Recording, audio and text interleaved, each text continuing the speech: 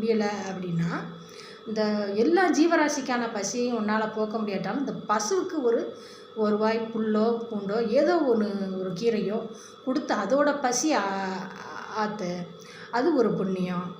அதுவும் முடியலைன்னா யாவருக்குமா முன்னும்போது ஒரு கைப்பிடின்னா நீ சாப்பிட்ற சாப்பாடு பக்கத்தில் யாராவது பசியோடு இருக்காங்கன்னா அவங்களுக்கு கொடுத்துட்டு சாப்பிடு. சாப்பிட்டீங்களா அப்படின்னு கேட்டு அவங்களுக்கு கூட சாப்பிடுங்க அப்படின்னு சொல்லி அவங்கள சாப்பிட வைங்க, அவங்களுக்கு கொடுங்க. இல்லை ஒரு பிடி அரிசியை எடுத்து தினமும் ஒவ்வொரு பிடி அரிசியை எடுத்து வச்சுட்டு சமைக்கும்போது நீங்கள் இருக்கிற அளவு இந்த சாப்பாட்டுக்கான அளவு எடுக்கிற அரிசி எடுக்கிறீங்க பார்த்தீங்களா, அதுலேருந்து ஒரு கைப்பிடி அரிசியை எடுத்து தனியாக வச்சுக்கோ, அதை தானம் பண்ணலாம்.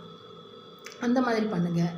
இல்லைன்னா அதுவும் இல்லைன்னா நம்ம வாக்கு, இனிமையான வாக்கு, வாக்கு தானே இன்னுரை தானே அப்படிங்கிறது